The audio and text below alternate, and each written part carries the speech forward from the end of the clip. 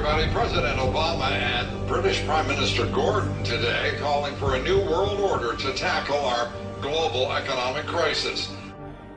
It's been a long time coming, but tonight, because of what we did on this day, in this election, at this defining moment, change has come to America.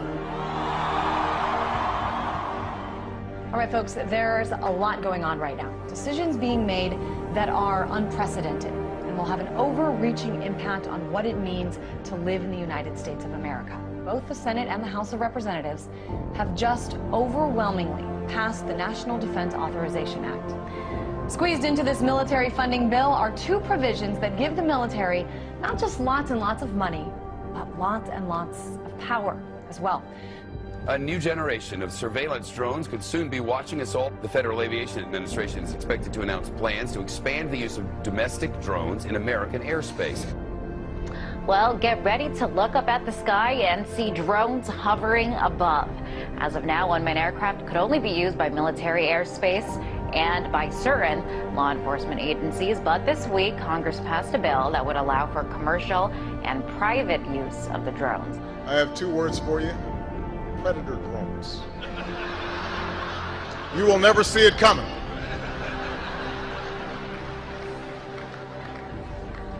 You think I'm joking? For shopping and dining over Thanksgiving and maybe watching some football games, big government Republicans and Democrats were busy shredding the last vestiges of the Constitution. Senators John McCain and Carl Levin want to enact a law that would declare the entire United States of America a battlefield for the military. They're talking about inserting the Army into domestic law enforcement. Senator Lindsey Graham, who supports this bill, says, quote, "The homeland is part of the battlefield, and people can be held without trial, whether an American citizen or not." The Department of Homeland Security buying ammunition, now looking to purchase another 21 million rounds of ammunition. This in addition, of course, to the 1.6 billion rounds that Homeland Security has bought in just the past 10 months. Now, to put all of this in perspective, the military used approximately 70 million rounds each year of the Iraq War. 70 million rounds in a war. If you look at what the Department of Homeland Security has been purchasing over the last year, it comes out to like 1.6 billion rounds of ammunition, more than 7,000 fully automatic assault weapons, 2,700 MRAP type vehicles, and now drones. Those are instruments of war. Department of Homeland Security's, who are they going to fight a war against? Something happened.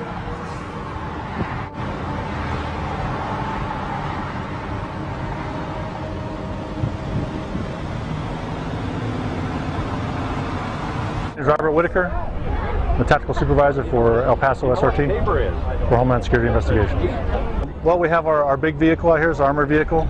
It's an MRAP vehicle. It's mine resistant, ambush protected is what it stands for. That's what we use to deliver our team to high-risk warrant services. The affirmative task we have now is to actually create a new world order.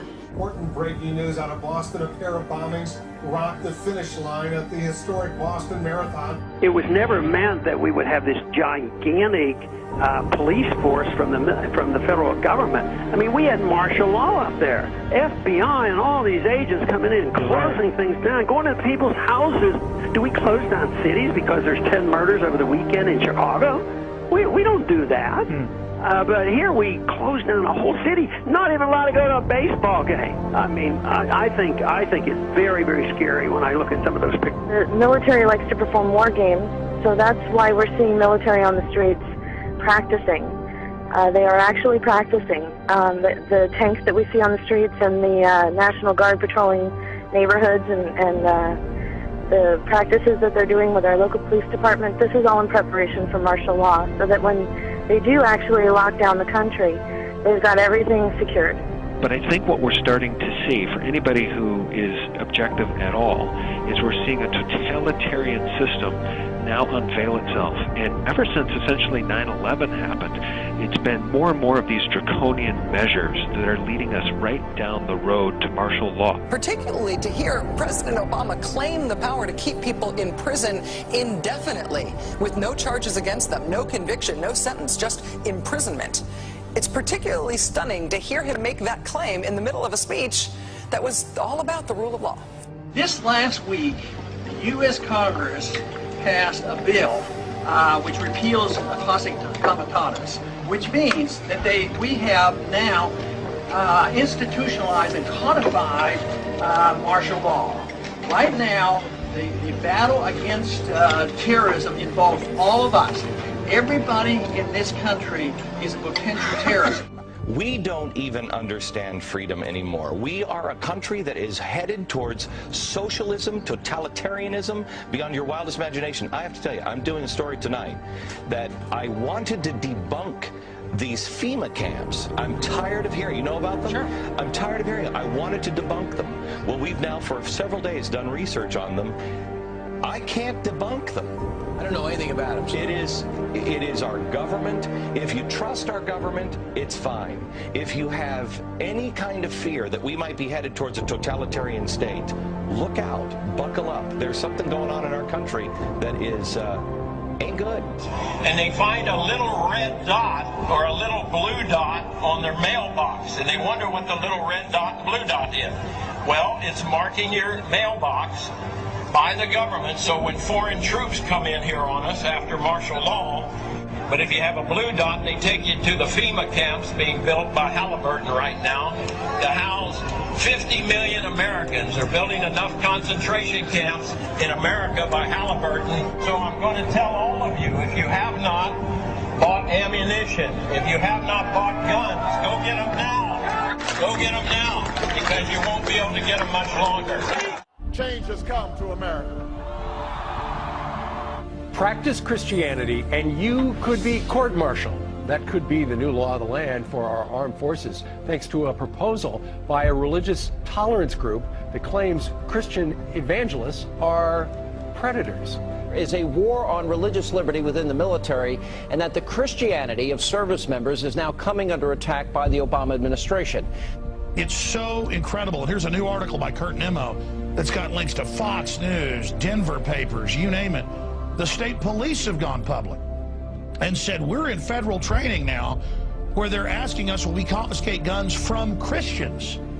Now, do you understand how even more illegal that is? Behind the scenes, they're training for what can only be called a foreign authoritarian takeover of this country via the federal government and the foreign banks. Here's the article. Colorado troopers trained to consider Christians as dangerous terrorists. Absolutely amazing. And it's all bibliographed. It's all linked to it being announced, to it being reported.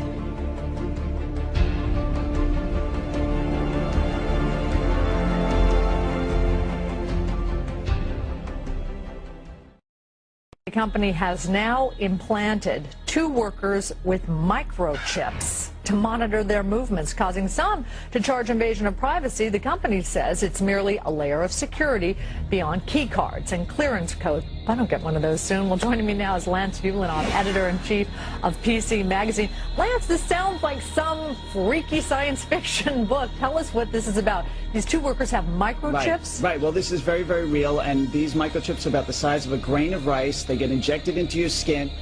Film. Humans injected with a tiny chip holding the key to all of their private information. But as you're about to see in our CBS 46 investigation, it's not fiction. In fact, it's being marketed in Georgia as life-saving technology. Life-saving technology. We have a Florida family who are really pioneers in a brave new world. They have volunteered to be the first ever to have microchip identification devices implanted into their body. It is the first implantable microchip for humans that has multiple security, financial, and healthcare applications. One thing I would just suggest, I'm just an outside soon-to-be investor. I love this idea, by the way, Scott. I think it's... The Northside Independent School District in San Antonio has put tracking chips in the ID badges for more than 4,000 high school students.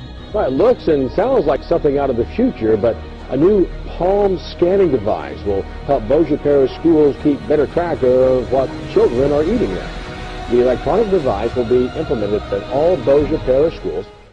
Now we're seeing a complete totalitarian takeover of the United States of America. We've been talking about this for years now. This is the police state. This is the police state. This is what a total breakdown of our society looks like. But we're seeing all of this intensify. This is all intensifying around the Second Amendment. Should we be able to own guns or not? Let's take guns away from the people. These are very big, very hardcore issues.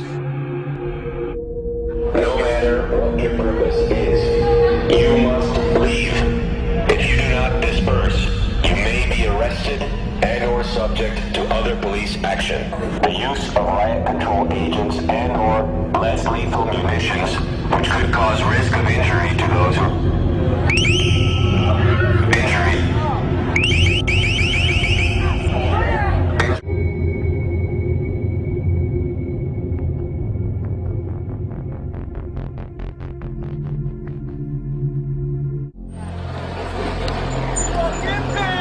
Wall of police now moving in.